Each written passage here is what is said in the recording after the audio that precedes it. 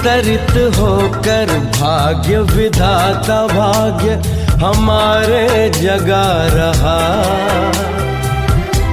परमात्म शक्तियों वरदानों को प्यार से हम पर बरसा रहा। ओम शांति। आज हम सबके लिए बहुत ही हर्ष का विषय है कि हमारे बीच में हमारी डॉक्टर मंजू गुप्ता बहन जी शिव स्मृति जूम चैनल पर अपना अनुभव सुनाने के लिए उपस्थित है। डॉक्टर गुप्ता परिवार से हम सभी पीछे 2 बार पहले भी मिल चुके हैं, अपने डॉक्टर एमडी गुप्ता जी से, डॉक्टर मोहित गुप्ता जी से, जिन्होंने अपने अनुभव सुनाए थे बड़े ही सुंदर। और आज उसी परिवार में से हमारी जो उस परिवार की फाउंडेशन है, जो एक आध्यात्मिक दूरी है जिस पर सारे परिवार की प्रोग्रेस जो है निमित्त है, वो हमारी डॉक्टर मंजू गुप्ता बहन जी हैं, जो कि 36 वर्षों से पूरे परिवार के साथ इस ईश्वरीय ज्ञान में चल ही नहीं रही, दौड़ ही नहीं रही, लेकिन उड़ रही हैं। तो उड़ कैसे रही हैं? क्योंकि आपके अंदर हमने हमेशा सेवाओं के प्रति, बाबा के प्यार के प्रति आपकी लगन मगन अवस्था इतनी अधिक देखी कि बस ऐसे लगता है कि संगम युग पर अगर परिवार हो तो आपके परिवार जैसा श्रेष्ठ परिवार, जिसमें सभी के सभी ही प्यारे बाबा पर बलिहार हैं, समर्पित हैं, हर पल हर श्वास जिनके सेवा सेवा बाबा बाबा, बस यही श्वास जिनके पूरे परिवार के चलते रहते हैं। तो ऐसे प्यारे शिव बाबा का संगम युग का एक ये अनोखा निराला परिवार, ऐसा परिवार जिसका समाज के अंदर इतना सम्मान है, और ऐसा परिवार जिसको इस ज्ञान मार्ग में चलने में कई प्रकार की बाधाओं का भी सामना करना पड़ा, लेकिन अपने प्रोफेशनल लाइफ का, लौकिक अलौकिक परिवार के संतुलन का, मायका ससुराल का श्रेष्ठ प्रवृत्ति जीवन कमल फूल समान व्यतीत करते हुए एक सुंदर एग्जाम्पल सैंपल हमारी डॉक्टर मंजू गुप्ता बहन हैं, जिनसे हम लगभग जो है काफी नजदीक से भी मिले हुए हैं। लेकिन आपका हर्षित मुख स्वभाव, मुस्कुराहट बड़ा चेहरा और नम्र स्वभाव, मधुर वाणी, ज्ञान की इतनी स्पष्टता आपके अंदर, वो देख करके बहुत हैरानी होती है कि कैसे आप सब बातों को कवर करते हुए, सबका बैलेंस रखते हुए, और एक एग्जाम्पल मूर्त हैं यज्ञ के अंदर भी और लौकिक दुनिया के अंदर भी, कि आप सब बातों का संतुलन रख करके चल रहे हैं। तो हम आज आपसे जो है, जो बाबा कहते हैं वंदे मातरम है, शिव शक्ति, भारत माता शिव शक्ति अवतार, तो ऐसे लगता है दिल्ली में तो आप बहुत ही स्पष्ट और सरल स्वभाव के एग्जाम्पल सामने हैं। क्योंकि साकार बाबा के सामने तो बहुत सारी माताओं ने अपनी जीवन समर्पित की थी, लेकिन आज के समय के अंदर लौकिक जीवन में रहते हुए, हर क्षेत्र को टच करते हुए और भारत माता शक्ति अवतार बन करके चलना, वो आप जैसी श्रेष्ठ आत्मा को बाबा ने भाग्य दिया है। तो हम आपके भाग्य की सराहना करते हुए आपके मुखार बिंदु से आपके अनुभव सुनेंगे। तो शिव स्मृति जूम चैनल में कला संस्कृति प्रभाग की ओर से, दिल्ली के सब भाई बहनों की ओर से, मधुबन निवासियों की ओर से, सबकी ओर से आपका तहे दिल से, खुले दिल से हार्दिक स्वागत है, हार्दिक अभिनंदन है। ओम शांति।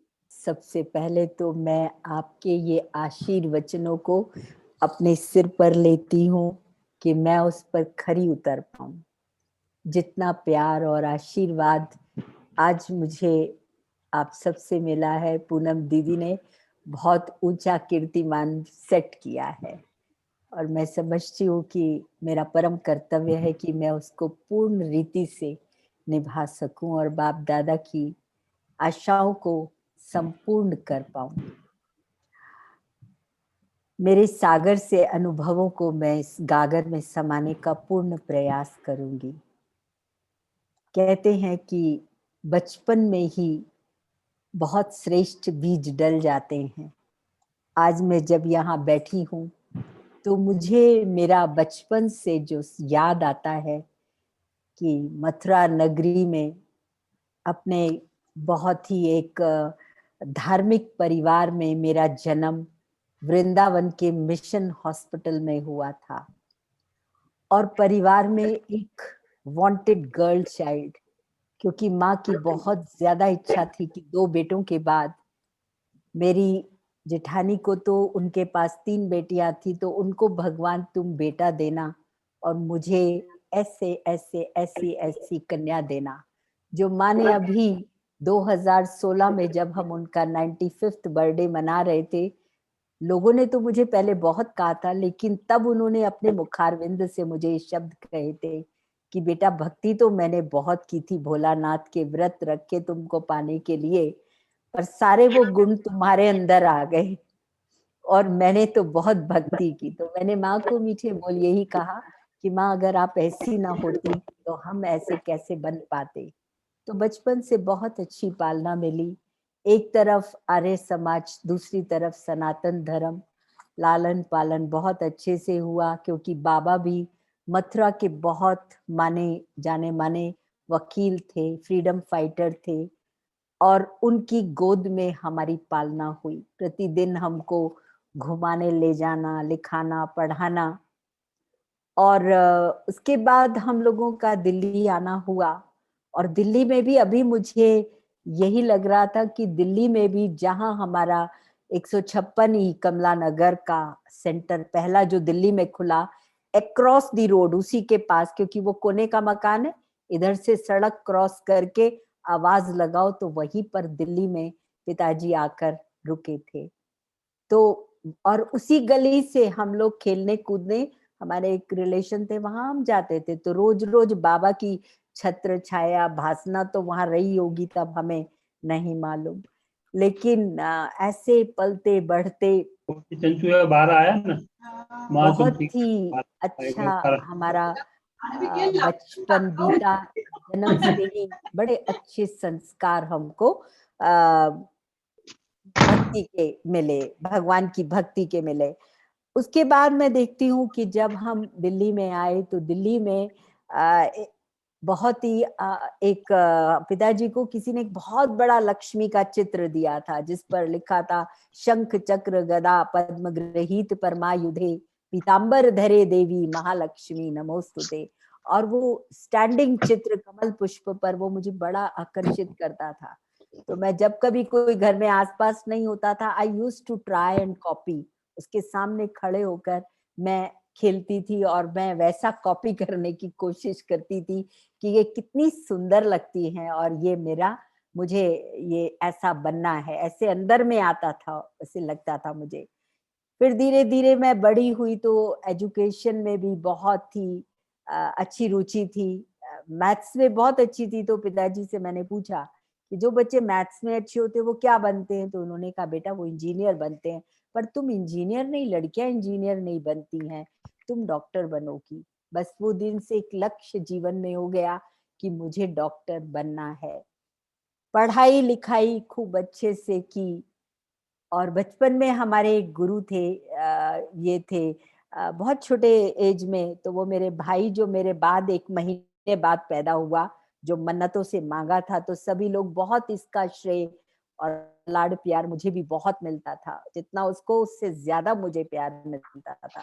तो मैं उसके स्कूल में जाती थी तो वहाँ भगवती प्रसाद टीचर, तो उन्होंने बचपन में जब दिल्ली में घर आए तो उन्होंने ऐसे ही बोला पिताजी को, महेश बेटा मोर चिते, उन्होंने कोई क्वेश्चन पूछा होगा, जवाब दे दिया, मुझे याद नहीं, लेकिन आज मैं उन आशीर्वादों को अपनी जिंदगी में रिलेट कर पाती हूँ। तो कहते बेटा ये जो मोर है ना वो चिते चिताए आते हैं, उन्हें चीता नहीं जाता, बात आई गई हो गई। तो ये उन सब के आशीर्वाद। फिर जब मैंने यहाँ पर 11th पास की, बहुत अच्छा मेरा वो रहा, लेकिन दिल्ली में दाखला नहीं हुआ।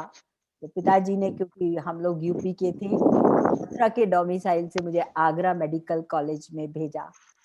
और आगरा मेडिकल कॉलेज में जाने से पहले दीदी ने बोला, वहां पर मेरी कजन सिस्टर बड़ी थी और मैं उनको बहुत पसंद करती थी, बहुत ही सादगी और पढ़ाई लिखाई में अच्छी। तो उन्होंने कहा, तुम वहां जा रही हो ना, वहां मनकामेश्वर जी का मंदिर है, बहुत अच्छा है, तुम वहां पर जाना, दर्शन करना, ये करना। और मैं शिव भक्त शुरू से रही। सोमवार के व्रत करना, पीछे बैक साइड में हनुमान मंदिर था, वहीं शिवलिंग भी था, तो कभी हम लोग मंगलवार के दिन जाते थे, लेकिन उतना नहीं था कि हम वहां जाए। आगरा जाकर मेरी भक्ति बहुत बहुत प्रखर हुई शिव बाबा के प्रति। मनकामेश्वर जी जाना, व्रत रखना हर सोमवार का, और बड़ी शिद्दत से उनका जब अभिषेक होता था, एक टक होके उसको देखती रहती थी, कितने सुंदर वो दिखते हैं। और सचमुच बाबा, भोले बाबा बड़े वरदानी। वहां पर भी मेरा जीवन बहुत अच्छे से पार हुआ। उसके बाद जब हम लोग, हमारा ये पूरा हुआ, अभी मैं एमबीबीएस करके इंटर्नशिप में ही आई थी, और मैंने पिता को बोल दिया था, अपने पिताजी को, कि मुझे एमएस करना है, I want to become a gynaecologist, तो आप मुझे पढ़ने दीजिए। बोले ठीक है बेटा, तुम पढ़ो, जितना जी भर के पढ़ना है। तो वहां पर हम इंटर्नशिप कर रहे थे, और दिवाली की छुट्टियों में मैं दिल्ली आ रही थी, तो पिताजी बोले कि इस बारी मथुरा दिवाली मनाएंगे, वहां पर मनाने के लिए रुकेंगे। फिर सडनली उनको पता नहीं क्या हुआ, मैंने कहा नहीं, मैं दिल्ली जाऊंगी, आप वहीं मनाइएगा। लेकिन वहां गए और उसी समय वो वहां से चल पड़े। मैंने कहा क्या हुआ, आप तो रुकने वाले थे। तो बोले नहीं, दिल्ली ही चल के मनाएंगे। जब हम वहां से उतरे ताज एक्सप्रेस से रात को, तो भैया पिताजी को और हमें लेने आए, तो वो कानापुर पूरे रास्ते करते गए, क्या हो रहा था, तो कुछ कुछ मुझे आभास हुआ कि कुछ कुछ बातें चल रही हैं। अगले ही दिन मुझको देखने के लिए डॉक्टर साहब और इनकी फैमिली आ गए। छोटी दिवाली थी अगले दिन, और फर्स्ट टाइम ये मौका था मेरी जिंदगी में। तो ये लोग आए, मैं पूरा दिन रोती रही, ना मैंने नहाया धोया, कुछ नहीं किया, मैं बैठी रही। ये लोग सब आए, देखा। मेरी मदर इन लॉ भी अंदर आई, अब मदर इन लॉ, उस समय तो वो लोग देखने ही आए थे, और उन्होंने मुझे प्यार से मनाया कि चलो बेटा तैयार हो जाओ। ऐसे करके मेरा फर्स्ट टाइम ही देखा, और मेरा डॉक्टर साहब से ये हुआ, क्योंकि माँ को बहुत अच्छा लगा कि ये परिवार बड़ा सिंपल, सादगी और बड़े मूल्यों वाला है, बहुत सादगी, लेकिन स्वच्छता बहुत थी, और सभी बच्चे अच्छी एजुकेशन प्राप्त कर रहे थे। तो उनको बहुत पसंद आया, और हमारी वहाँ शादी के लिए तैयारी हो गई। उसके बाद जब डॉक्टर साहब मुझको बोले पीछे से, can we mute our self, a constant voice is coming. Yes, Galaxy, ये गैलेक्सी J6, इन्हें थोड़ा सा म्यूट कीजिएगा दीदी, मेरे पास नहीं है, राइट।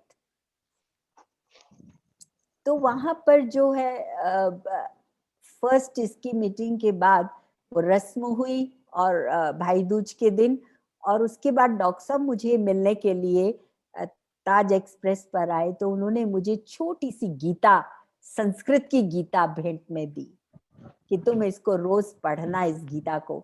तब तक मैं गीता नहीं पढ़ती थी, और वो गीता संस्कृत की मैं पढ़ती, हिंदी करती। तो मैंने माँ को बोला कि इसमें थोड़ी मुझको डिफिकल्टी होती है, तो अम्मा ने कहा मैं पढ़ती हूँ ना ये गीता हिंदी की, तुम ले लो। तब हमने ये गीता पढ़नी शुरू की। बहुत ही, उसमें जब मैं गीता पढ़ती थी तो मुझे उसमें कई प्रश्न उठते थे कि भगवान कहता है कि मैं परकाया प्रवेश करता हूँ, कोटों में कोई, कोई में भी कोई मुझे जानते हैं। तो ये सब क्या है कि कोटों में कोई, अरे कृष्ण जी को कौन नहीं जानते, तो उनको तो देखकर सभी पहचान जाएंगे। और फिर परकाया प्रवेश, कृष्ण जी कैसे परकाया प्रवेश हो जाएंगे। फिर उसमें कृष्ण कहता है तू सब धर्मों को छोड़, हाँ, देह देह के संबंध को छोड़, मेरी शरण में आ जा। तो मैं बैठती थी, सोचती थी, कृष्ण जी, इनके दो दो माता पिता, सब कुछ, ये कैसे ये शब्द कहेंगे, सब धर्मों को छोड़ मेरी शरण में आ जा। तो बड़ा, मैं सूर्यों में ये हूँ, मैं पहाड़ों में मैं मेरू पर्वत हूँ, नदियों में जानवी नदी गंगा हूँ, मैं ये हूँ। तो मुझे बड़ा आता था कि ये सब ये अपने आप को ऐसा क्यों बोलते हैं। फिर कहते थे कि तू मुझे याद कर, तू मुझे याद कर, सब धर्मों को छोड़ दे, देह के तो इनके देह के संबंध है, हम इनको याद करें। हाँ, स्वधर्म सुखदाई है पर धर्म दुखदाई है। इस पर थोड़ी बड़ी अकुलाहट सी होती थी कि स्वधर्म क्या, हम हिंदू हैं तो हिंदू ही धर्म ठीक है, सभी धर्म तो अच्छी बात बताते हैं। तो ऐसे से करके मुझे बड़े प्रश्न उठते थे मन में कि ये स्वधर्म क्या है, ये परधर्म क्या है। हर धर्म हमें अच्छी बातें सिखाता है। तो ये प्रश्नों को लिए किसी के पास कोई जवाब नहीं था और मैं ये गीता पढ़ती और मुझे लगता था कि खोज तो थी ही कि कुछ सत्य मालूम पड़े।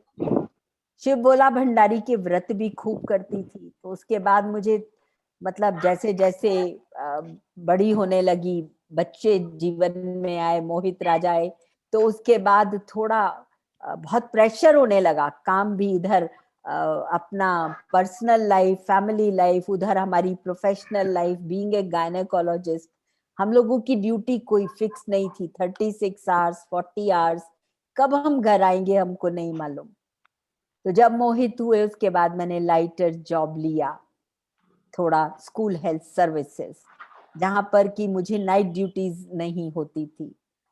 तब मेरा और भी ज्यादा एक्सप्लोरेशन चलता रहा इसके लिए। और मेरे सामने एक बहुत बड़ा ये जो था, एक सामने एक ये दिखाई देता था कि इन बच्चों को पालना is really a great task, इनको मैं कैसे बड़ा करूंगी।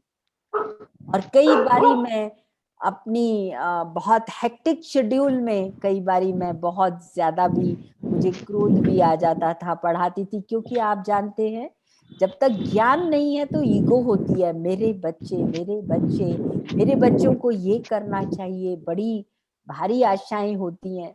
तो कई बारी माताएं अपने बच्चों के ऊपर थोड़ा सा वो भी कर लेते हैं, क्रोध वगैरह।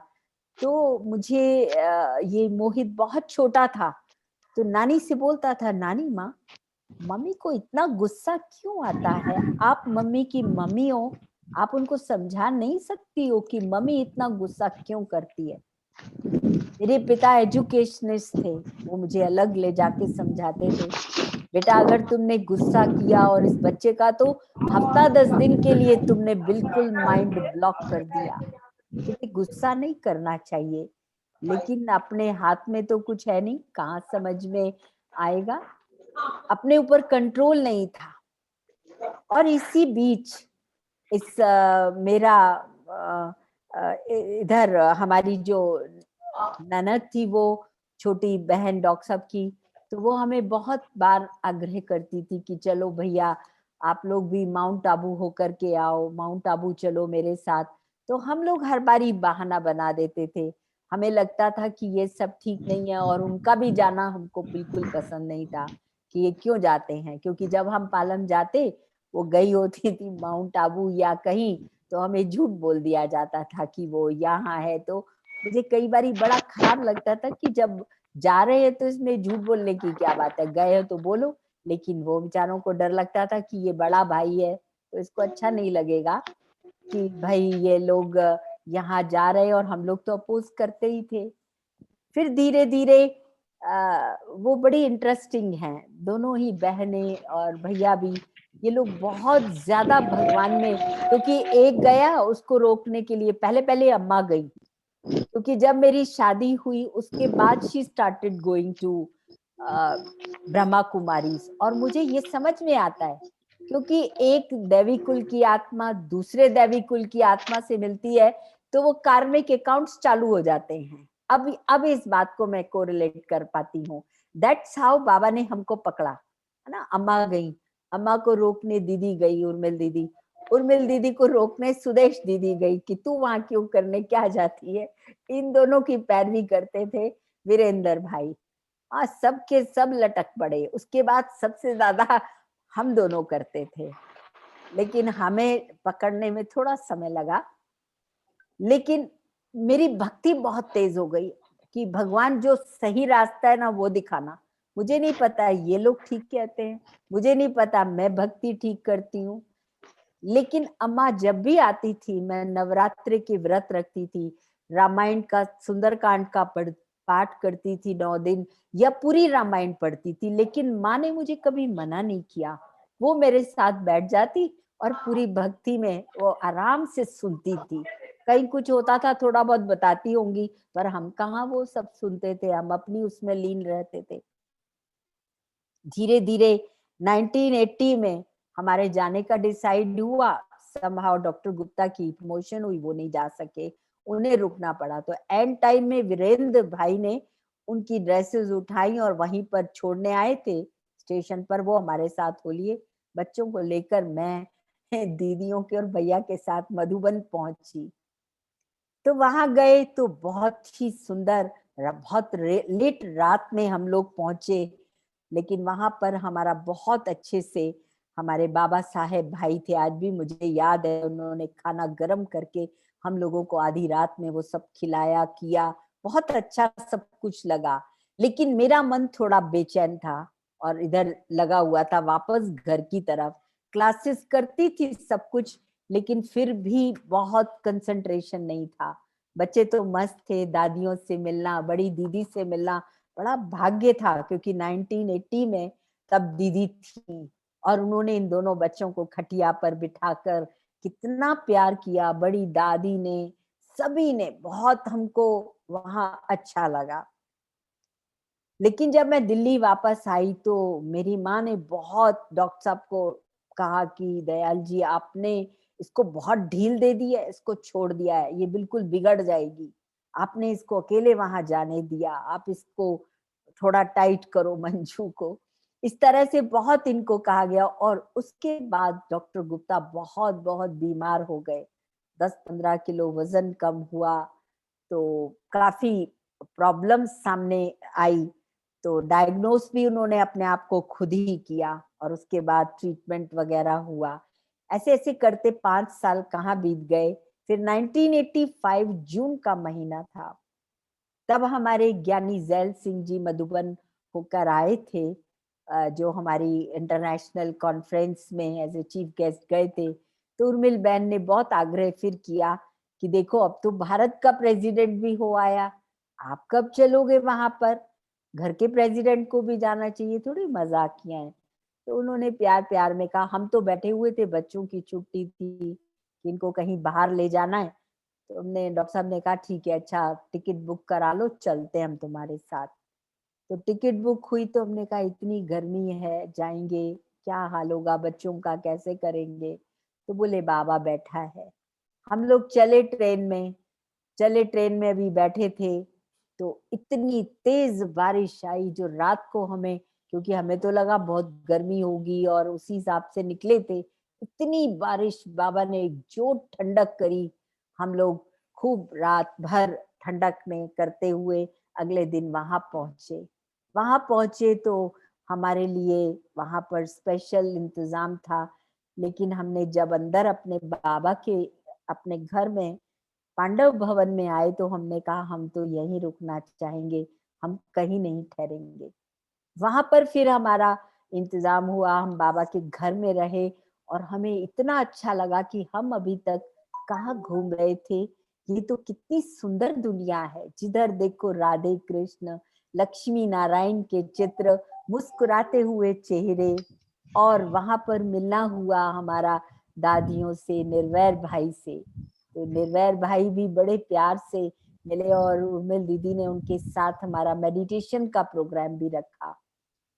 तो उन्होंने हमें कहा कि ये बाबा के वारिस बच्चे हैं, वर्षा बाबा से। तब तक मुझे वर्षे शब्द का भी मीनिंग नहीं पता था, फिर धीरे धीरे ये लैंग्वेज समझ में आने लगी और हम लोगों ने वहाँ कोर्स पूरा किया।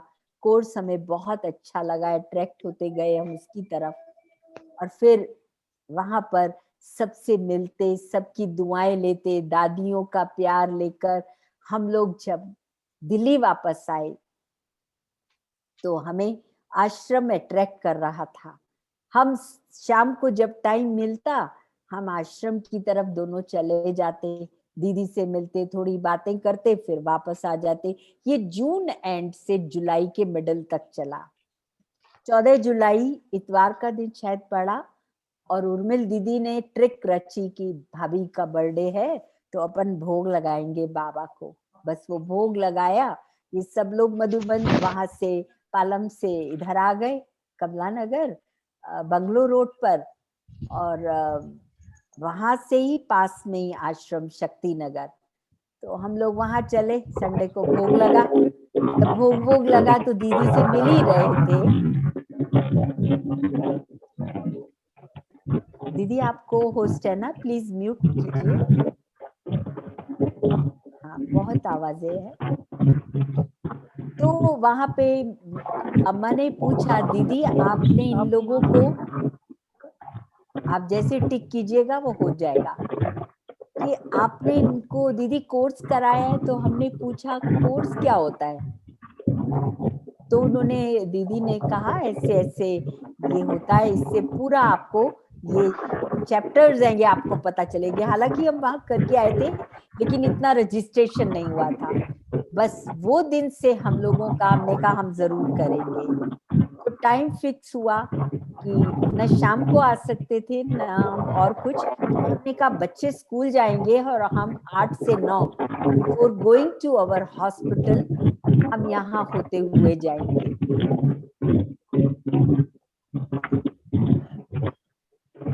तो हम लोग बच्चों को भेज करके हम सीधे आश्रम जाते थे और वहां से अपने अपने वर्किंग प्लेस पर चले जाते थे। और इस तरह से हमारा दीदी चक्रधारी ने कोर्स कराना शुरू किया।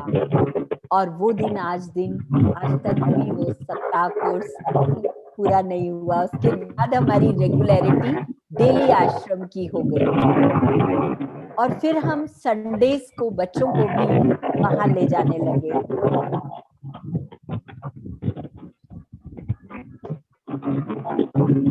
तो सभी लोग हम लोग हेलो, जो होस्ट है उनको बोलो कि ये हाँ बोला भैया, म्यूट कर दे, या तो सबका मुझे म्यूट कर दे। या तो मुझे નરસિંહભાઈ તમારો અવાજ આવે છે, બંધ કરો, बहुत ज्यादा नॉइज है। તમે બંધ કરો।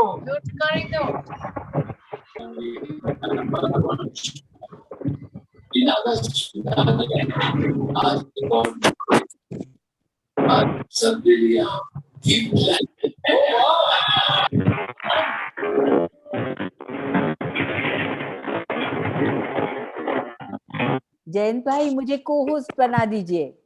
हाँ? मारो बना दीजिए। पता नहीं क्यों। आप मुझे को होस्ट बना दीजिए जयंत भाई। हाँ, यू मेक मी को होस्ट। पूनम का आवाज आता है, मैं बंद करता हूँ। I will handle this, you make me यहाँ को से होस्ट। आवाज नहीं है, यहाँ से आवाज नहीं है, वहीं से ही आ रहा है। पूनम बेन आपका आवाज आ रहा था, अभी ठीक हो गया। देखो आवाज बंद किया तो। अभी बोलिए मंजू ओम बेन। शांति, ओम शांति। हाँ, तो हम लोग फिर वहां पर डेली क्लास करने लगे और संडेज की संडेज जब भी बच्चों को छुट्टी होती थी या संडे को, तो बच्चों को भी हम जरूर अपने साथ ले जाते। इस तरह से हमारी रेगुलर क्लास चली और हमने दिसंबर में दीदी को बोला कि हम तो इसी टर्म में बाबा से मिलेंगे। दीदी ने हमें कहा कि भाई 1 साल का टाइम, हमने कहा हम तो 1 साल नहीं रुकेंगे, हमें तो अभी जाना है। तो 31 दिसंबर से जैसे छुट्टियां होती हैं बच्चों की विंटर्स की, तो हम बच्चों को लेकर बाबा से मिलने के लिए मधुबन चल पड़े। और वहां पर हम दीदी के साथ जब गए बच्चों को लेकर के, तो वहां पर बहुत ही अच्छा लगा। तो उर्मिल बहन ने हमको बताया कि देखो ऐसा है कि आज बाबा से मिलन का दिन है भाभी, तो आप नहा धोकर बाबा के कमरे में जब जाएंगी तो बाबा से जो भी आपको कहना है आप उनके सामने ये रखना। तो हमने इससे पहले और भी इंटरेस्टिंग बात हुई, वो मैं भूल गई बताना। वो ये हुई कि अक्टूबर का महीना था और यहाँ पर यूथ रैली आई थी दिल्ली में, बहुत बड़ी यूथ रैली। तो वो यूथ रैली पूरे दिल्ली को कवर, पूरे भारत से कवर करती हुई जब दिल्ली में आई, तो हमने जगदीश भाई और दीदी को बोला कि ये रैली हमारे बेंगलोर रोड से निकलनी चाहिए, यूनिवर्सिटी एरिया से। तो वो लोग एग्री हो गए और ये यूथ रैली पूरे केएम कॉलेज के सामने से और ये पूरे बेंगलोर रोड से निकली यूथ रैली सारी। इसमें दादी जानकी, रमेश भाई, उषा बहन, ईशु दादी, बहुत बड़े बड़े महारथी सब लोग आए हुए थे। और इन सब का फिर घर में भी, बाबा के घर में आना अंदर आए। तो मैंने जल्दी जल्दी घर में घिया रखा था, उसका मैंने हलवा बना के रखा और मैंने कहा दादी आएंगी उनके सामने रखेंगे। दादी आई, बहुत खुश हुई। लेकिन दादी को जब दिखाया कि बाबा का ये है, तो हमारे बेडरूम में ही एक छोटा सा, क्योंकि 2 बेडरूम सेट था, छोटा सा एक कांच का वो बना था जिसमें पहले वो देवी देवताओं के चित्र थे, वो हटा के हमने बाबा का सब रखा था। तो दादी देखने लगी, बोली यहाँ बाबा का कमरा होना चाहिए, बनना चाहिए। दादी ने वहीं पर ये हमको आशीर्वाद दिया, भोग लगाया और उस भोग में से खुद भी स्वीकार किया और सबको थोड़ा थोड़ा खिलाया। मुझे बड़ी ठंडक पड़ी कि हाँ, बाबा ने, दादी ने हमको स्वीकार किया है। मन में ये संकल्प था कि क्या हम इतने वर्दी हैं कि हमें स्वीकार किया, और दादी ने ये किया। ये दादी वरदान देकर गई हमको और ये रैली आगे बढ़ी। उसके बाद दशहरा था। दशहरे पे हम सब ये रैली समेत वहां इकट्ठे हुए ताल कटोरा, जहां पर कि सब वो रावण जलाना था, सबसे चिट्ठियां लिखवाई गई। वो सारा प्रोग्राम करके हम लोग रात को घर लौटे। जब घर लौटे तो हमारे गार्डन की लाइट्स जली हुई नहीं थी, क्योंकि हम जल्दी निकले थे तो सब अंधेरा था। थोड़ा हम चौंके, फिर भी मैंने कहा आप दीदी लोग को आश्रम छोड़िए, मैं बच्चों को, मुझे रास्ते में उतारो, मैं बच्चों को लेके घर खोलती हूँ, तब तक खाना वगैरह करूंगी। डॉक्टर साहब इन्हें छोड़ने गए और मैं जैसे घर में घुसने लगी तो मुझे थोड़ा कुछ अजीब सा लगा कि कोई तो आया है यहाँ पर।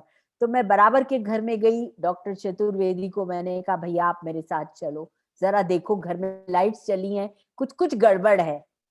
तो वो उठे, बोले तुम परेशान नहीं हो मजू, मैं चलता हूँ तुम्हारे साथ। देखा पिछवाड़े की बैक कोर्ट यार्ड की लाइट जली है, ये भी जली है, और जो हमारा वरांडा है उसका भी ताला टूटा पड़ा था। लेकिन वरांडे के बाद वो ड्राइंग रूम का ताला, जमीन में ताला था, वो तोड़ नहीं पाया, घुस नहीं पाया। तो फिर डॉक्टर साहब इतनी देर में छोड़ करके आए, हम लोग घर में घुसे तो थोड़ा डर भी लग रहा था कि ये सब क्या है।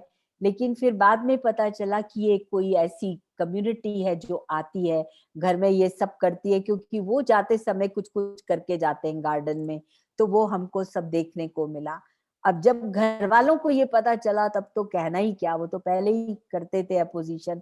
उसके बाद तो बहुत ही चिल्लाई कि तुम और जाओ और ये सब करो, देखो चोरी हो जाती तो। मैंने कहा हुई तो नहीं, बच तो गए, बाबा ने सब बचा लिया। बाबा तो ऐसा कुंडली मार के आगे भी तो पीछे भी बैठा रहा कि कोई घुस के तो दिखाए।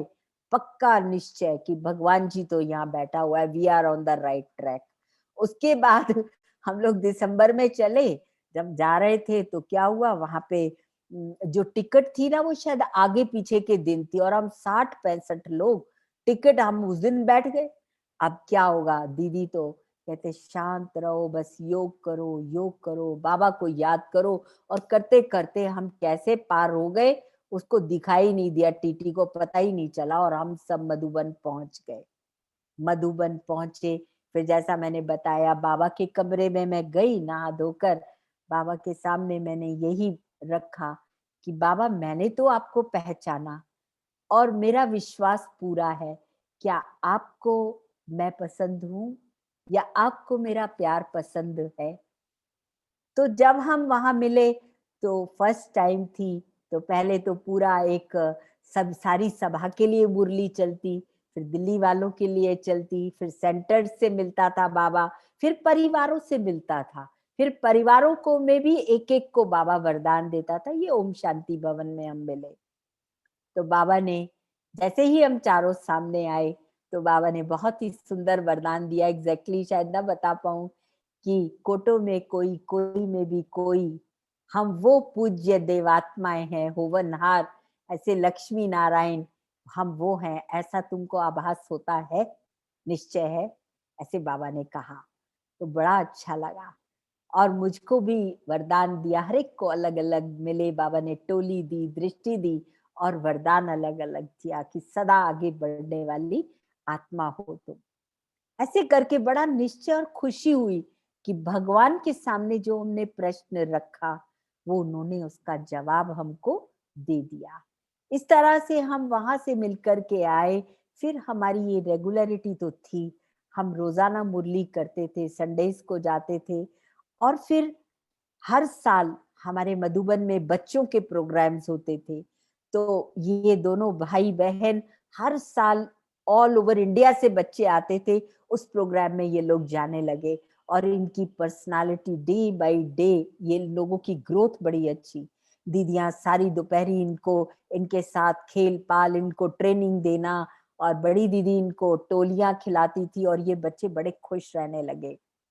हम लोगों को जो प्रेशर होता था, पढ़ाना है, ये करना है, धीरे धीरे बाबा ने ये सब प्रेशर सब रिलीज कर दिए।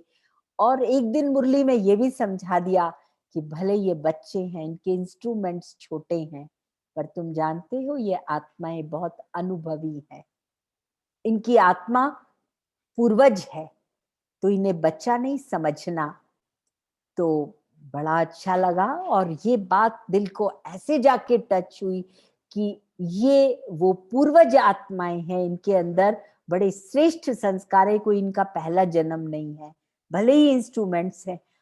एंड यू बिलीव मी कि इन बच्चों में मुझे हमेशा राधे कृष्ण का स्वरूप दिखाई देने लगा। मेरे बर्ताव में जो गर्मी थी ना, बहुत क्रोध था, वो कहाँ शांत हो गया, धीरे धीरे बिल्कुल एकदम व्यवहार हमारा बदलता गया। खान पान की तो एकदम मधुबन से आए ना, तभी शुद्धि हो गई। प्याज हम रोज खाते थे, कच्चा प्याज भी खाते थे, अंडा भी बन जाता था घर में और जबरदस्ती बच्चों को खिलाते थे। और जब अंडा उबाल के खिलाते थे, भी ताकत है इसमें ना, हमको क्या पता, तो ये बच्चे डाइनिंग टेबल पे चढ़ जाते थे, भाग जाते थे, मम्मी प्लीज ये मत खिलाओ, हमको नहीं खाना है। और ये मुझे बाद में पता चला कि देवर दी एडवांस पार्टी किड्स। जब संदेशी भोग लगाया तो उन्होंने, भूषण बहन होती थी बड़ी अच्छी, संदेशी हुआ करती थी उस समय, तब उन्होंने ये बात डिस्क्लोज की थी कि ये बच्चे एडवांस पार्टी के थे। और इसीलिए मैंने देखा कि जब ये घर में आए तो घर में शुद्धिकरण बहुत हुआ। हमारे घर में पूरे में, लॉज के हाउस में सब जगह ट्रांसफॉर्मेशन अच्छा खासा स्टार्ट हो गया। और फिर ये बच्चे काफी ग्रूम करने लगे, पढ़ाई में भी बहुत अच्छा परफॉर्मेंस इनका होता गया। और इसी बीच हम लोगों का दादियों से तो बहुत गहरा और क्लोज संबंध था, मिलना होता था। और तभी दादी का भी जैसे हुआ, उनको प्रॉब्लम, जब बीमारी आई तो we were the first to go and diagnose, वो सब हुआ। यहाँ सब वो तो आप सब ने पहले भी सुना ही होगा अनुभव। तो दादी के बहुत बहुत हम लोग क्लोज आते चले गए। इसी बीच में हमारे दीदी के साथ मेरा जगह जगह सेवाओं पर भी जाना शुरू हुआ।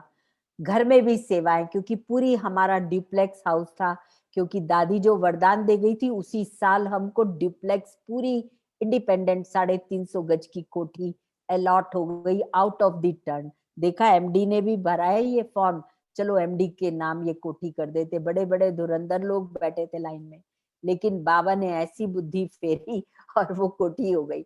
उसमें जो बीच का कमरा था, हमने पहले ही सोच लिया था कि ये बाबा का कमरा बनाएंगे और पूरे जीने में प्रदर्शनी। और इसका इनॉग्रेशन भी हो गया, ये शायद 86 या 86 में हम वहां शिफ्ट हुए अप्रैल में।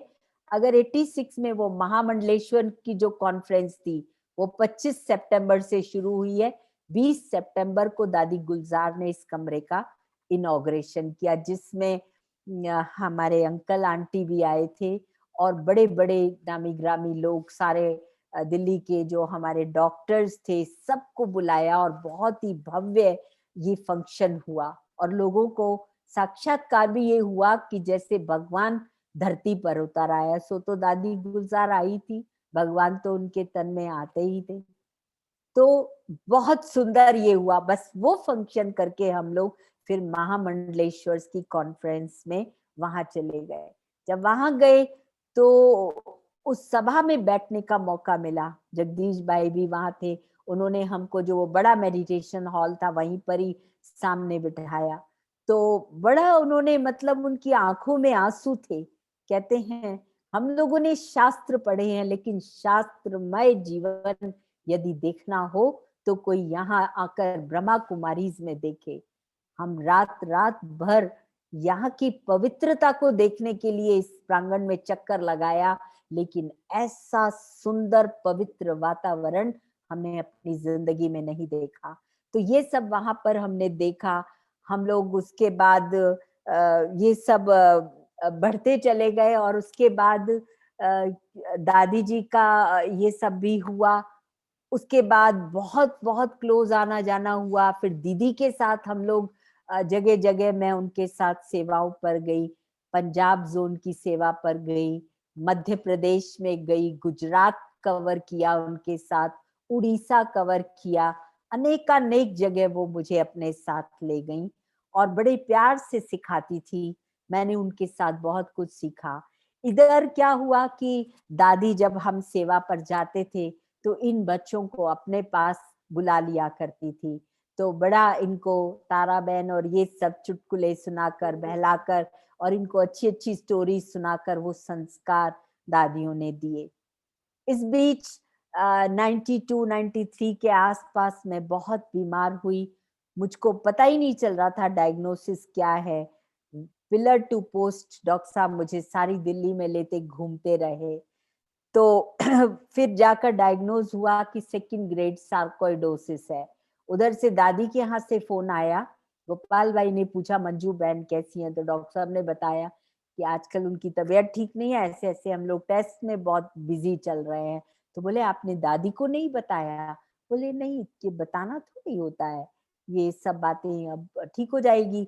तो कहते नहीं, ये दादियों को जरूर बताना चाहिए, क्योंकि उनकी दुआएं और योग की शक्ति काम करती है। तो उन्होंने दादियों को बताया। दादियां मधुबन थी, और मधुबन से फिर दादियों ने पर्सनली, बड़ी दादी, जानकी दादी, दादी गुलजार, सबने कॉल किया, कैसेट्स भरकर भेजी और इतना बल भरा। दादियां बड़े प्यार से मंजू ही बुलाती थी, जो मुझे बहुत अच्छा लगता था।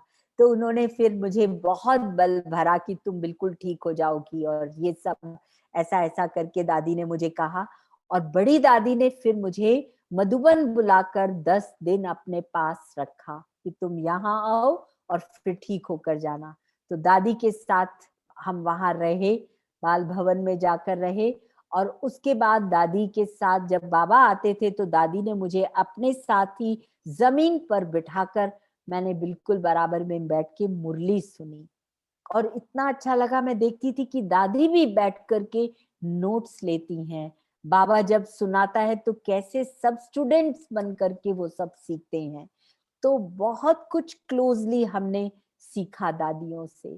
फिर हमें बड़ा शौक होता था कि हम अपने हाथ से, जब बाबा आते हैं तो कुछ कुछ बनाए, तो भंडारे में चले जाते थे। आतम भाई को बोलाते थे आज हम आएंगे, बाबा के लिए ये बनेगा, हम ये डिश बनाएंगे, ये करेंगे। तो हम उसमें भी बड़ा पार्टिसिपेट करते थे।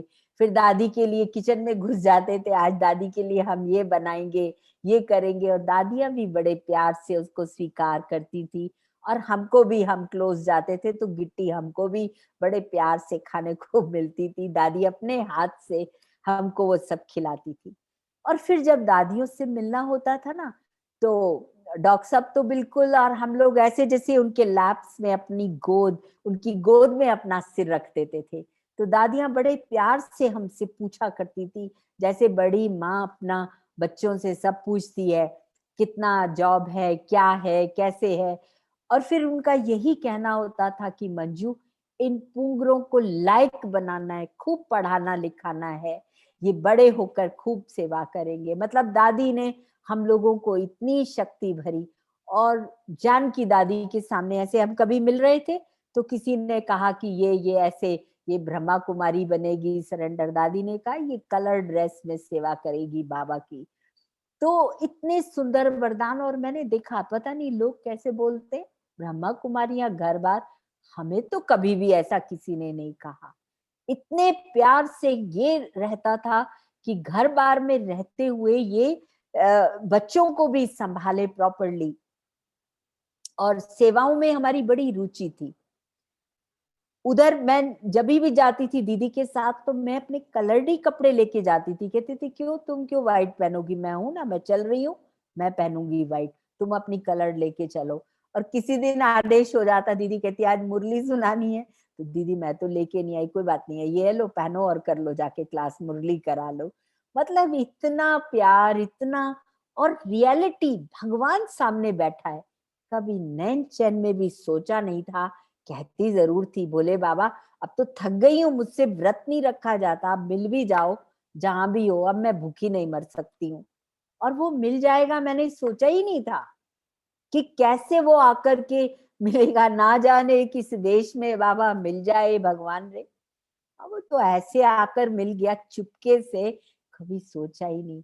सच्ची में आज मैं सोचती हूँ कि बाबा के रथ के साथ, दादी गुलजार के साथ जो पल बिताए, इतने नॉर्मल नेचुरल, जैसे कि घुल मिलकर अभी आभास होता है, कई बार नेत्र भर आते हैं कि हम बाबा के रथ के साथ हमने कितनी क्लोजली समय बिताया है। काश वो दिन फिर से लौट आए। दादी पीछे खड़ी होके हो जाती थी पास आके, अरे सेक देना बस एक पराठा ऐसे ही बना दे। अब दादी आई है तो मुझे लगता था कहाँ उठाऊं, कहाँ बिठाऊं, क्या बनाऊं।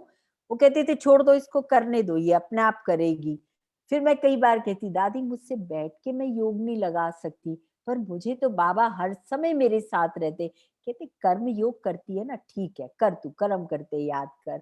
और रियली में, क्योंकि एक के बाद एक, एक के बाद एक काम लाइन लगी है। लेकिन मैं बाबा को कहती थी आजा बाबा, करा ले मेरे साथ। बस उससे बातें करते करते कैसे काम हो जाता था मुझे पता ही नहीं चलता। तो ऐसे ही ये बच्चे बड़े होते चले गए। उसके बाद जब मेरे को सार्कोइडोसिस हुआ, तब डायग्नोज हुआ, तो डॉक्टरों ने कहा भाई इसको एंटी ट्यूबरकुलर ट्रीटमेंट खिलाना है, इसको ये खिलाना है। मैंने कहा मैं तो ये सब खाने वाली नहीं हूँ, बोल बाबा क्या करना है, मैं नहीं खाऊंगी ये सब। अल्टीमेटली एक डॉक्टर के पास सफदरजंग में गए। मैंने उनसे कहा डॉक्टर साहब, कहने लगे इतना आपको ये खाना पड़ेगा स्टीरॉइड्स। आई सेड कि मैं मेडिटेट करती हूँ, आप मुझे छोड़ सकते हैं, मैं मेडिटेशन से इसको ठीक करूंगी। उन्होंने कहा वेल गो अहेड। उन्होंने मुझे छुट्टी दे दी। और हर 15 दिन, महीने भर के बाद वो मुझे बुलाते रहे, डॉक्टर साहब मुझे ले जाते रहे। मेरे सारे पल्मोनरी फंक्शन टेस्ट वगैरह होते रहे। 1.5-2 साल के बाद उन्होंने मुझे डिक्लेयर किया कि आपके नॉर्मल व्यक्ति से भी ज्यादा अच्छा है pulmonary function. That was the power of Baba. ये भगवान की शक्ति थी जिसने मुझको इतना मतलब चढ़ा करके रखा और मैं ठीक हो गई। इसी तरह मुझको मैं कहीं होने गई थी डेथ पर, बड़ा मुझे डांट पड़ रही थी कि तुम किसी से मिलती नहीं हो, तुम जाती नहीं हो। तब डॉक्टर साहब ने बताया कि ये बहुत इसकी तबीयत खराब है, बीमार है पिताजी, ये इसके टेस्ट चल रहे हैं। इसलिए हम लोग वहां होने नहीं गए, क्योंकि वो बहुत नेगेटिव थे मेरे फादर की, तुम तो जाती हो, इन बच्चों का क्या होगा, पढ़ेंगे ना लिखेंगे, हाँ ऐसे ही रह जाएंगे। और मेरे सब फैमिली वाले, जो मुझे, मैं सबसे ज्यादा सबका मोस्ट लवेबल चाइल्ड थी, सब ने मुझे ऐसे दूर किया जैसे पता नहीं क्या हो गया है। कोई बात नहीं, बाबा साथी। तो बच्चे मुझे कहते थे नानी घर जा रही हो ना, रोके मत आना मम्मी, आप आराम से आ जाना, क्योंकि तुम तो ये खाओगी नहीं, तुम तो ये करोगी नहीं। तो थोड़ा सा आंसू ढुलक जाते थे। लेकिन वो सब, क्योंकि मैं उनको दोष नहीं देती, उनका यही था, क्योंकि प्यार था ना, कि कहीं बच्चे वीरान ना रह जाएं, कहीं ये नेग्लेक्ट ना हो जाएं, कहीं ये इनके प्रति उदासीन ना हो जाए। मगर उनको नहीं पता था कि ये किसकी मत पर चल रहे हैं। चारों तरफ से हम लोगों के लिए रहता था, जगदीश भाई, दीदी। वहां पर हॉस्पिटल खुला मधुबन में किसी ने नहीं हमको बोला कि तुम आओ, घर बार छोड़ो और यहाँ के बैठ जाओ। किसी के हमको आदेश नहीं था। हमारा यहाँ पर एज यूजुअल कारोबार, बच्चों की पढ़ाई एक से एक अच्छी। फर्स्ट अटेम्प्ट में मोहित मेडिकल में आ गए, है ना। कोई पैसा देने का काम नहीं, कोई किसी बात का, टाइम पे बाबा करता था। 1 महीना पहले मामा जी आए, कहने लगे आपने इसको कराया है वो एग्जामिनेशन के लिए जो प्रिपरेशन होते के। डॉक्टर साहब कहते वो क्या होता है, ये तो पढ़ रहा है अपने आप ही हो जाएगा। कहते नहीं डॉक्टर साहब अभी जमाना बदल गया है, आप इसको डालो। अब जब ये वहां गया तो वो प्रोफेसर्स बड़े हैरान, तुम कहाँ थे मोहित, इतनी लेट तुम आए हो। और ये इतना मतलब होशियार बच्चा था, वो देखकर बड़े खुश। और ये इतना प्रिपेयर हुआ कि इसका फर्स्ट अटेम्प्ट में दिल्ली में इसका एडमिशन हो गया। जब एडमिशन हुआ तो मुझे लगा ये कहाँ इसका, इसमें यूसीएमएस में हुआ है, लेकिन भगवान की लीला तो वो ही जाने। ये यूसीएमएस में आया तो ये वहां का टॉपर रहा, हर प्रोफेशन में इसने टॉप किया। और दिल्ली में यूसीएमएस का नाम रोशन हुआ। और दिल्ली वहां पर सारी टीम बन जाती थी आधी आधी, है ना। और हमने वो सब देखा। तो कहते थे कि आपका बेटा सब ले जाता है। मैं कहती आपका बेटा नहीं है तो भगवान का बेटा है, हमारे बेटे को नहीं मिलता। मैंने कहा वो बेटा भी हमारा है, उसको भी बाबा जरूर देगा, आप निश्चिंत रहो। तो आप बिलीव करोगे, उसको भी एक सब्जेक्ट में गोल्ड मेडल मिल गया। मैंने कहा आप इस चीज का दुख ना मनाओ, सब बच्चे समान हैं, इसको भी भगवान करे जरूर गोल्ड मेडल मिले। क्योंकि हर माँ को होता है, और मेरे लिए तो सब बच्चे समान हैं, मुझे हर बच्चे के प्रति वो प्यार है। तो बाबा ने इतना बड़ा दिल दे दिया, इतना बड़ा दिल दे दिया कि हर एक के लिए घर में, तो घर में सबके यहाँ हर एक के बच्चे का, मैंने कहीं जाना आना नहीं छोड़ा। यहाँ नहीं जाऊंगी, वहां नहीं जाऊंगी, शादियों में भी जाती थी, बर्थडेज में भी जाती थी, आऊंगी भी, बनाऊंगी भी, लेकर के भी आऊंगी। तो सब बड़े खुश होते थे। मनाऊं नहीं मनाऊं बर्थडे, अरे क्यों नहीं मनाओगी, बच्चों का सबसे बड़ा फेस्टिवल होता है। तो हम बड़े धूमधाम से मनाते थे, सबको पता था। जाके किचन में घुस जाना, भाई तुम ये काम कर लो, ऊपर से खिलाओ, मैं बनाती हूँ। तो इस तरह से मिलजुल कर हम करते थे। घर में शादियां हुई तो अब खाना वहां पर, मैंने कहा देखो माँ ऐसा है कि खाना तो मैं अपना ले आऊंगी, और ना ही मुझे फोर्स करना। मेरे इन लॉज भी आएंगे और मैं भी आऊंगी, अपने टिफिन कैरियर्स क्रॉकरी लिया, कार में भरी और पहुंच गए, अगर बाहर शादी है। और अगर घर में है तो भी मैंने घर में अपने घर से सब सब्जियां वगैरह बना के ले गई, वहां जाके सिर्फ पूरी तलने का, बेड़वी तलने का काम है। और ऐसा हुआ, जो मेरी छोटी नीज थी उसकी शादी में, शी इज अ इंजीनियर, और उसकी जब शादी थी तो इतनी तेज बारिश हुई कि सारा खाना वाना कुछ ही लोग खा पाए, वो सब बह गया उसमें। मैं अंदर खाना बना रही थी तो ये लोग सब खा रहे थे, इन लॉज, और ये लोग खाना खा रहे थे। तो मैंने कहा भगदड़ क्यों हुई, पता चला कि बाहर तो बारिश इतनी तेज है। तो वो जो दूल्हा दुल्हन थे वो आज भी याद करते, जीजी बड़ा मजा आया जो खाना वो आपने हमें खिलाया था। और उन्होंने भी वही खाना खाया। तो बाबा इतना हम बच्चों को प्रोटेक्ट करता है। मेरे छोटे कजिन की शादी थी, होटल में खाना, कहता जीजी तुमने क्या खाया। मैंने कहा देख कितना सारा सामान, गुलाब जामुन और बेड़वी, पूरियां, दही भल्ले, इतनी सब्जियां। और उसकी मौसी भी ब्रह्मा कुमारी थी, वो मेरठ से, कैलाश मौसी सभी जानते हैं उनको, मोदी नगर और ये सब, वो उनसे बहुत क्लोजली कनेक्टेड थी। मेरठ में उनके घर पर ही आश्रम खुला था। वो बेचारी जब घर आती थी सब उसके पीछे पड़ जाते थे मौसी के। तो हम बहुत छोटे बच्चे थे, हम सुना करते थे, और क्या क्या ये लोग बातें करते थे वो भी सुनते थे। फिर जब 87 में मेरे ताऊ जी, ताई जी, बड़े चाचा, सबसे छोटे चाचा चाची, ये सब लोग मधुबन गए।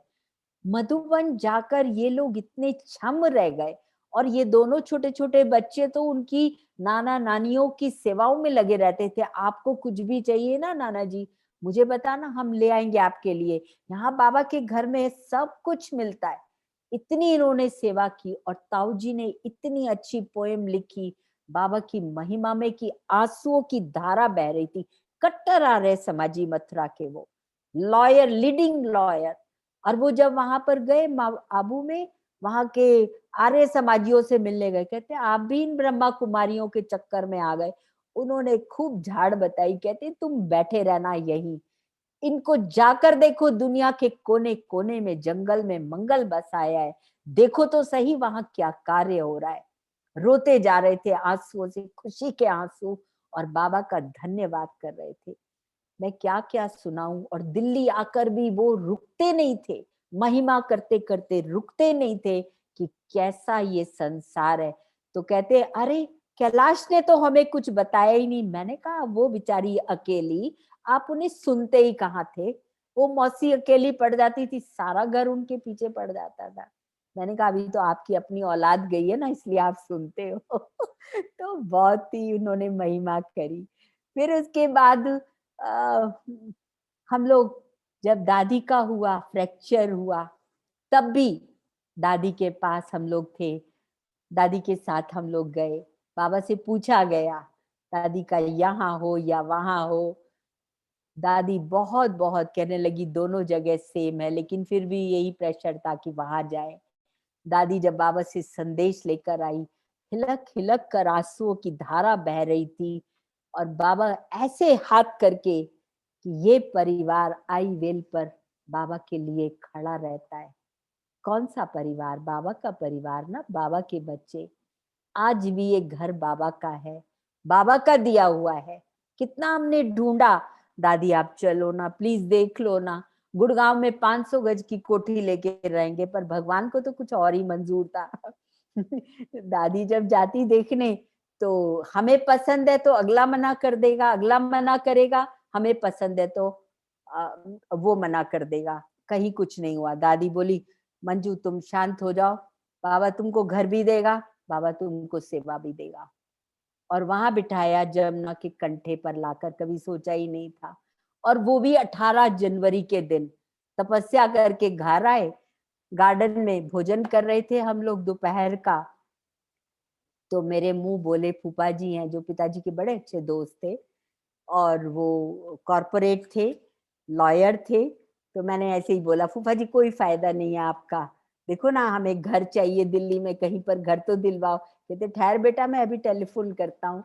उन्होंने एक फोन घुमाया, 3 घर दिखाए यहाँ सिविल लाइन में, जो बाबा का ये घर पसंद, ये कुदसिया पार्क जहाँ दादी घूमने आती थी ना, बहुत पहले मुझे पता बताया गया था कि दादी यहीं पर सैर के लिए गोपाल भाई उन्हें लाया करते थे।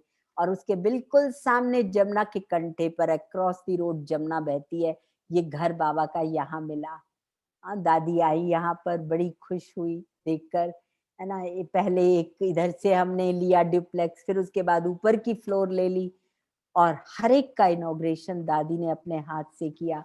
क्लिनिक पर दादी आई, दादी ने इनॉग्रेशन किया, सबको राखियां बांधी।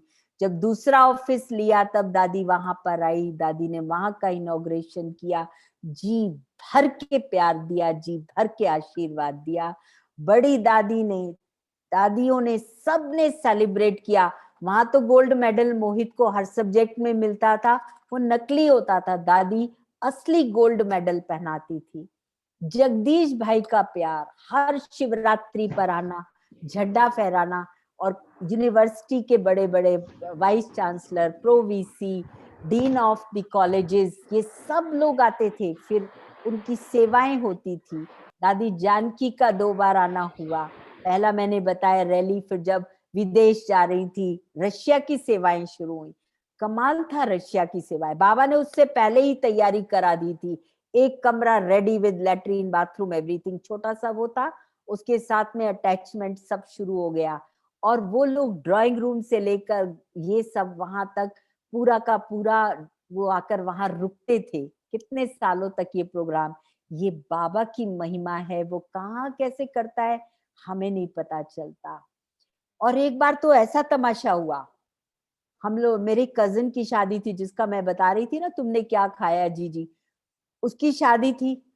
अब वहां पे रात को प्रोग्राम था, तो हम लोग गए हुए थे इंटरनेशनल हॉस्टल में, हमको सेवा पर जाना था हम दोनों को।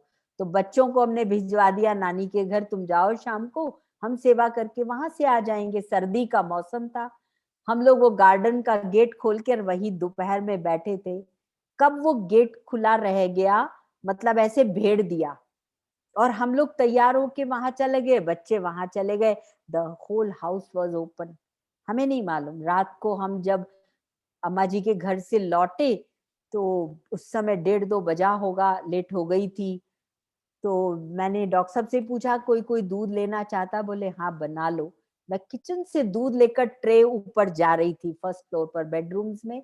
तो मैंने कहा अपने दरवाजे बंद किए, हाँ बोले मैं करके ही गया था ना, पता नहीं मुझे कोई कह रहा है तुम उठो चलो देखो वहां जाओ। मैं वो ट्रे वहीं रख के मैं ड्राइंग रूम में घुसी, एक दरवाजा खुला, दूसरा खुला, तीसरा देखा गार्डन वाला गेट खुला है। शाम के 6 बजे से वो सब खुला हुआ पड़ा था। रात को हमारी आया माँ भी होकर चली गई, गेट खुला हुआ था, उसको भी नहीं पता चला। मैंने वो सब बंद किया एंड यू वोंट बिलीव कि सारी ज्वेलरी मैंने घर में लाके रखी हुई थी, ताकि कोई ये ना कहे ये ब्रह्मा कुमारी बन के तो कुछ अजीब सी हो गई है, सब इसका रहन सहन अलग हो गया है। और वो सब बाबा ने मुझसे बंद कराया। ये है भगवान की कमाल कि बच्चों के लिए वो बांधा हुआ है। आधी रात को भी हम सेवा पर निकल जाएं, कोई काम आ जाए, बच्चे कहेंगे जाओ मामा बंद करके जाओ, बाहर से ताला लगाओ, हम दोनों आराम से रहेंगे। लोग आ जाते थे, देर तक बैठे रहते थे, प्रदर्शनी देख रहे, तो ऊपर से झांक के पढ़ने का, इनका स्टडी रूम ऊपर था, पूछते थे मम्मी ये लोग सुन रहे हैं, कोई बात नहीं आप इनको सुनाओ, सेवा करो, हम ब्रेड खा के भी सो जाएंगे। इतना कोऑपरेशन, इतना इन बच्चों का रहा, बड़ा बड़ा हम लोगों ने आनंद किया है। और शंकर पार्टी वाले भी एक दिन घुस गए, मैं खाना बना रही थी किचन में, आ गए अंदर, ये मैंने कहा ये क्या, आपको क्या चाहिए, क्यों आए हैं आप, कि आप कि ये क्या है, इस बात का उत्तर दो। मैंने कहा देखो ऐसा है, हम आपके पास कोई भी किसी के घर में इस तरह घुसा नहीं करता, लेकिन अगर आपको बहुत कुछ पूछना है तो आप हमारे बड़े भाई साहब से आके पूछना, कल आइएगा मैं आपको मिलवाऊंगी जगदीश भाई से। तो इस तरह से वो चला गया। जगदीश भाई का बहुत बेहद प्यार था, कभी कभी बुलाकर हमें बट्टी कराते थे। एक बार उन्होंने वरदान दिया कि तुम दोनों में से एक की ट्रांस की खुलेगी, तो शायद डॉक्टर साहब की खुली हुई है, मेरी तो नहीं खुली, उनको तो कई बारी ऐसे सीन्स वगैरह दिखाई देते हैं। फिर जगदीश भाई घंटों घंटों बातें करते थे, जब बच्चों से बात करेंगे तो हंसते हंसते उनकी अश्रुधारा बहती थी, बहुत प्यार करते थे। हॉस्पिटल आते थे, बड़े खुश होते थे। मुझे देख के बहुत अच्छा लगता है, जो लोग भी जाते हैं तुम लोगों का कितना सम्मान करते हैं, जो भी जाएगा प्रणाम करेगा, खुश होता है तुम्हें देखकर, मेरा दिल बहुत खुश होता है। डॉक्टर साहब को कहते थे कि आप मुझे क्यों और जगह दिखाना चाहते हो, आपने देख लिया ना, बस काफी है। तो डॉक्टर साहब कहते थे भाई साहब फिर भी मैं चाहूंगा कि और मैं हायर हायर आपको दिखाऊं। बड़े प्यार से बहला फुसला कर उनको ले जाना होता था। जब कभी ऊपर मिलने जाते मैं कहती भाई साहब आपको ये खाना चाहिए, ये खाना, देखो ये छोटी बहनों को खाना चाहिए या मुझे खाना चाहिए, पहले उनको खिलाना। मैंने कहा सबको ही सब कुछ खाते हैं, लेकिन ये आपके लिए जरूरी है। आप बिलीव करोगे जब मैं बीमार हुई, मेरे तकलीफ हुई, तो आकर मुझे देखने आए, देखने आकर वही कुर्सी बिछाकर जब बैठे हुए थे तो मैं उनको देख रही थी, और उनमें मैं हमेशा अपने ग्रैंडफादर को देखती थी कि कितना प्यार करते हैं, कितना प्यार। ये बच्चे छोटे हैं और बहनों को बोलते हैं दीदी को कि आप खाना बना के बच्चों के लिए भेजो, ये बहुत छोटे, मंजू बहन खड़ी नहीं हो सकती हैं, आप ये करो, इतना ख्याल रखते थे। ऊपर भी जाते तब भी वो इतने प्यार से हम लोगों को बहुत अच्छी पालना, छोटी छोटी टिप्स। फर्स्ट टाइम जब मेडिकल कॉन्फ्रेंस हुई उसमें मुझे बोलने का चांस दिया, खुद करेक्शंस की, बच्चों को खुद सिखाया उन्होंने भाषण करना। छोटे छोटे से मोहित राजा, उन्होंने क्या दबंग भाषण, अभी भी उसको वहां के भाइयों ने जो रिकॉर्डिंग की थी अभी भेजा उस पर व्हाट्सएप पर। तो हम लोगों ने, इस परिवार ने बड़ों की इतनी पालना ली है, there are no words to pay thanks to them. हम कितने भाग्यशाली हैं, लेकिन कई बार लगता है इतने क्लोज होते हुए भी अभी हम बहुत कुछ ले सकते थे। भाई साहब तो इतने नजदीक थे, लेकिन शायद तब समय परिवार में भी बहुत जाता था, परिवार भी देखना है, एकदम वो फ्रीडम नहीं थी, क्योंकि बच्चे भी, पढ़ाई भी, फैमिली भी, सब कुछ ये चारों तरफ से होता था, लेकिन बैलेंस करते हुए फैमिली का भी, सोसाइटी का भी, प्रोफेशन का भी, हमारी जिंदगी बहुत आसानी से, क्योंकि बाबा ने कहा तू कहाँ है, तू कौन है पालने वाली, पालनहार तो मैं बैठा हूँ। और बाबा ने ऐसे ही इन बच्चों को पाल दिया। शायद मैं तो नर्वस ही होती रहती, जैसे अपने टाइम में होती थी ना, मैं तो परेशानी होती रहती, क्या होगा क्या होगा। मोहित की लव एंड बैली जैसी किताब विद सारे नोट्स चले गए, हफ्ते भर बाद फाइनल एग्जाम में मेरे पास आता है, मम्मा ये सब कुछ मेरा चोरी चला गया, क्या करूं। मैंने कहा कोई बात नहीं, शांति रख, शाम तक दूसरी किताब आ जाएगी, सब अच्छा हो जाएगा। कहता है ऐसे कह रही हूँ। मैंने कहा हाँ बाबा बैठा है बेटा, जिसको जरूरत थी वो ले गया, आना होगा वापस आएगा, नहीं आएगा तो तेरा इसमें कल्याण है, छोड़ दे, भूल जा। यानी बाबा इतना निश्चिंत बाबा ने बना दिया। अपनी तकलीफ हो, बच्चों की तकलीफ हो, सब लोग रो रहे हैं, हाय मैम आपने और सर ने कभी किसी का बुरा नहीं किया, इतनी सेवा की है, फिर आपके सामने इतना बड़ा पेपर। मेरी ऑपरेशन हुई, मोहित ने डीएम कर रहा था, इतनी सेवा की, उसके बाद ही सितंबर में मेरा हुआ, और उसके बाद मार्च में 2000 इसमें इसको ये ब्रेन की प्रॉब्लम हो गई, मुरली सुनी है लास्ट सीजन की, और उसके बाद ही ये बच्चा इतना सीवियर इसको वो हुआ प्रॉब्लम। लेकिन बाबा पालनहार, उसने कैसे बचाया, कैसे वहां से बाहर निकाला, नो टाइम। अब इतने सारे अनुभव हैं, इतनी बड़ी, उसके मैं क्या क्या आपको बताऊं कि बाबा कितनी मदद करता है। मेरे पीछे सारा परिवार, तूने इसकी भक्ति छोड़ दी, तूने इसको मानना छोड़ दिया, वो भी राइट थे ना, क्योंकि सभी का प्यार तो था ना। तो मैं पूछती थी मैंने किसकी भक्ति छोड़ी है, इन सब की भक्ति करके जब ये भक्ति कबूल हुई है तभी तो भगवान मुझे मिला है। और भगवान अब जो कहता है अब तो मैं वही करूंगी ना, चलो जहां ले जाना है। तो मैं बाबा को कहती थी चलो मेरे साथ, में जा रही हूँ ना वहां, जो सेवा रह गई है आपकी सेवा के लिए जा रही हूँ इनके साथ, वो भी कराऊंगी, लेकिन मेरे संग रहना। दीदियों को बोल के जाती थी आप मेरे साथ रहना जरा वहीं पर ही, मैं वहां फलानी जगह जा रही हूँ। लेकिन बाबा ने इतना प्यार दिया, भी मैं देखती हूँ कि हम बाबा के घर में रहते हैं, बाबा ने हमको पनाह दी है, ये स्थान बाबा का है, हम बाबा के हैं, बाबा हमारा है। Thanks to almighty and thanks to this beautiful family, जिसका इतना प्यार और दुलार मिलता है, लगता है ये सारा मेरा क्लोज फैमिली है। एक एक से मुझको और हमारे पूरे परिवार को प्यार मिला है। ऐसी अच्छी पालना, ऐसा अच्छा भाग्य दुनिया में किसका होगा। इन्हीं शब्दों के साथ मैं सोचती हूँ, I have taken quite a lot. ओम शांति। Thank you so much. ओम शांति। ओम शांति भैया। आपकी जो बाबा के प्यार से इतने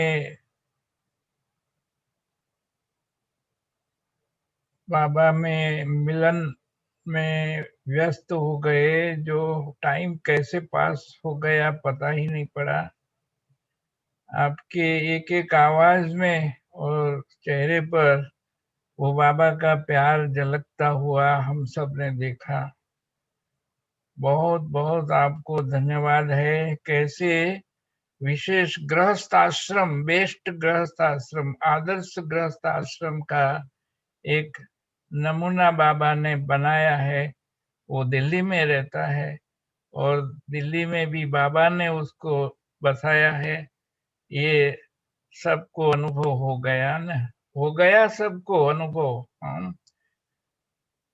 हाथ खड़ा करके बताओ पूनम बेन। हाँ, सबको अच्छा लगा ना। तो परिवार में ये बाबा की और दादी दीदियों की पालना भी लकी लोगों को ही मिलती है, जो आपको मिली। इसलिए आपको बहुत बहुत धन्यवाद भी है। और अभी पूनम बेन, हाँ जी, क्या ओम कहेंगे शांति। आप? आपके पास तो बहुत अच्छे अच्छे शब्द होते हैं, हम तो हाँ, खाली प्यार की भाषणा लेते देते हैं। आप तो आवाज से भी बहुत बातें कहेंगे। हाँ जी, बहुत हाँ, बहुत शुक्रिया प्यारे बाबा का भी, और शुक्रिया यस अपनी बाबा। डॉक्टर मंजू गुप्ता बहन जी का, जिन्होंने अपना अनमोल समय आज दिया। क्योंकि मुझे ये मालूम है कि इनके सेवा स्थान पर भी लगातार जूम मीटिंग के प्रोग्राम नयों के और बाबा के बच्चों के चलते ही रहते हैं। चारों के चारों बाबा के बच्चे हमेशा ही सेवाओं में जो है बने रहते हैं, और चारों मिलकर यूनिटी से ही सब कार्य को बड़े अनुशासन से संभालते हैं। तो हमारी मंजू बहन जी का बहुत सारी नई नई बातें मैंने आज सुनी अनुभव में। कुछ तो सुना हुआ था ही, लेकिन आज इनके जो बिल्कुल ऐसे, ये तो उसमें खो गए। जैसे मैं भी यही सोचती रही कि भाई इनको लगता है कि भाई समय का ध्यान नहीं है। कहीं अपने डॉक्टर साहब सोचे नहीं कि पता नहीं पूनम बहन जी ने किसको जो है सामने किया है, समय ही नहीं देख रहे वो। लेकिन इनका बाबा से अति प्यार देखते हुए हम तो खुद भी उसमें डूब गए। ये तो डूबे हुए थे ही, हम सबको भी डुबोया इन्होंने। है, गंगा स्नान करने जाते हैं ना तो डुबकी लगाते हैं एक दूसरे के नाम की। तो आज मंजू बहन ने वही काम किया कि सबको बाबा के प्यार में अच्छी तरह से डुबो दिया, और ठोक ठोक के नगाड़ा बजा के अपने निश्चय को स्पष्ट किया कि भगवान हमारा साथी है। बाबा आपने कमाल कर दिया। तो कमाल बाबा की भी और कमाल मंजू बहन के निश्चय की भी। बहुत बहुत शुक्रिया। ओम शांति।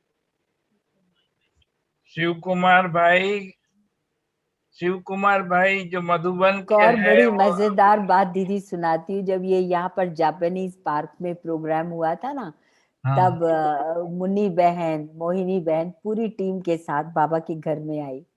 और बाबा के घर में आई तो सारे में घूमी, तो कहती है मंजू यहाँ पे तो ना सूक्ष्म वतन लगा हुआ है। मैंने कहा दीदी यहाँ बाबा रहते हैं, इसलिए सूक्ष्म वतन। एक एक जगह पर जाकर उन्होंने घूमा और उन्हें इतना आनंद आया, यू वोंट बिलीव कि किचन में भी वो गई और जाके किचन में भी उन्होंने कुकिंग की। तो ये बाबा की कमाल है। हमने बोला था सारी टीम को आप लेके आइएगा, तो बहुत बहुत सभी ने एंजॉय किया। और ऑलमोस्ट यहाँ भी सभी नेशनली इंटरनेशनली दीदियों के चरण पड़े हैं। बस मेरे मन में रह गया, मैंने इस बारी बहुत कहा था, मैंने कहा इस बारी दादी जानकी को जरूर लाना है यहाँ पर, बाबा के घर में वो जरूर आए। लेकिन जल्दी हो गया जाना दादी का।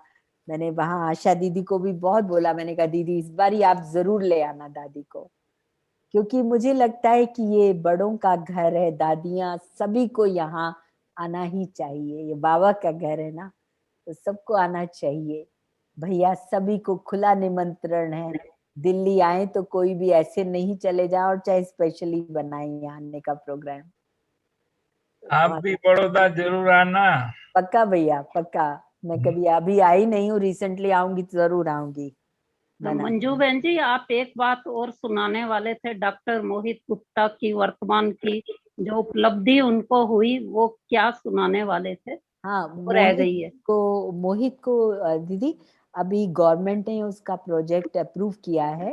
कोरोना, पोस्ट कोरोना जो केसेस हैं उनकी स्टडीज के लिए राजयोगा मेडिटेशन का क्या प्रभाव है, तो ये स्टडी शुरू हो चुकी है। इसके लिए गवर्नमेंट ने काफी अच्छी ग्रांट दी है, इसके लिए अलग स्टाफ रखा है। हमारी एक बहन ब्रह्मा कुमारी बहन इसमें आकर पूरा उनको राजयोगा के क्लासेस देती हैं, कमेंट्रीज कराती हैं। तो एक कंट्रोल ग्रुप है और एक ग्रुप को राजयोगा, एक ग्रुप राजयोगा नहीं प्रैक्टिस कर रहा और एक ग्रुप कर रहा है। तो ये स्टडी स्टार्ट हो चुकी है जिसमें हेल्थ वर्कर्स ज्यादातर जिनको बहुत स्ट्रेस हुआ, जो कोविड से सफर किए हैं, उनके ये पोस्ट कोविड बड़े एडवांस टेस्ट वगैरह भी होंगे।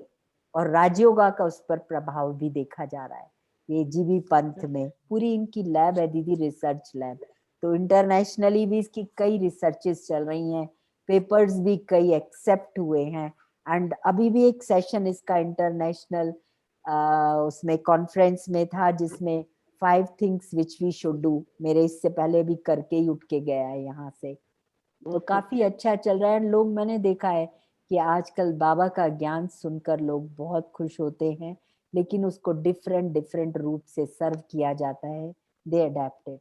और अभी रोजाना लोगों की आ रही है कि अब नया कोर्स कब शुरू करने जा रहे हो, नया कोर्स, क्योंकि काफी अच्छे अच्छे लोग इंटरनेशनली भी जुड़े हैं। बहुत बहुत बधाई हो आपको। दीदी बधाई परिवार को है ना दीदी, this is not a one man. आप देखो हमारे बड़ों ने कितना किया है, हम तो पके पकाए पे खाने आ गए। आप उस जमाने को देखो, रोमटे खड़े हो जाते हैं जो जगदीश भाई, दादियां, ये लोग, दीदियों को हमने देखी फटी चट्टियों की साड़ी, हमने अपनी आंख से देखा है। आज लोगों को लगता है पैसा आता है, कहाँ से आता है? हमारी इकोनॉमी, हमारी सेवाएं। तो ऐसे थोड़ी, बाबा तो कहता है ना, जो ज्ञान धन लेते हैं उसके पीछे सारे धन अपने आप ही आ जाते हैं। हम नहीं भागते धन के पीछे, धन पीछे चलकर आता है। ये बाबा की कमाल है जो आज ये यज्ञ कहाँ से कहाँ पहुंचा है। कौन करावनहार है? हमारी ताकत है, होती तो पहले से ही कर लेता कोई। भगवान की शक्ति है। बाबा ने कहा ना कि सेवाओं का प्रकार बदलता चला जाएगा, वो तो रुकेगा नहीं, लेकिन तुम याद और सेवा का बैलेंस रखो। आज सुबह से पाठ पढ़ा रहा है, रोज कहता है। बहुत अच्छा, बहुत बहुत थैंक्स आपका। और आपने बहुत अच्छा अनुभव सुनाया। आपका वेलकम करने के लिए तो मीठे शिव बाबा ने सिविल लाइंस में पहले से ही अपना सेवा केंद्र भी खोल रखा, और साथ साथ वहाँ की, क्योंकि वीआईपी जेंट्री है सारी, तो उस ओर से भी और आपकी ओर से भी सबकी सेवाएं मिलकर के बाबा की प्रत्यक्षता का जो झंडा है वो आप सब वहां पर कर रहे हो। दीदी आप सब लोग साथ में हैं, ये सारा ही जमुना की बेल्ट है। वी आर ऑल टुगेदर, और सबकी दुआओं से, सर्व के सहयोग से इस संसार सुख में आनंद। थैंक यू, सबका बहुत बहुत शुक्रिया। भाई 1 मिनट आप भी बोलो कुछ, बाद में योग करके पूरा करेंगे। जी, मंजू दीदी जी ने तो बहुत ही मधुर भाषा में बाबा साथ है, बाबा पर निश्चय है, और इसी निश्चय को लेके उनका सब कार्य सहज हो गया। मैं तो ऐसा अनुभव सुन करके उनके अनुभव में ही खो गया था, और ऐसा लग रहा था कि बस बाबा साथ है, बाबा सब कार्य सहज कर लेता है, और बहुत ही निश्चय, और बाबा सब कुछ, बाबा ही बाबा। तो मैं तो ऐसा अनुभव जो है सुन करके, और मंजू बहन को और बाबा को सबको धन्यवाद करता हूँ कि बाबा अपने बच्चों को कैसे अच्छा अच्छा अनुभव करा करके उनको आगे बढ़ाते हैं। ओम शांति।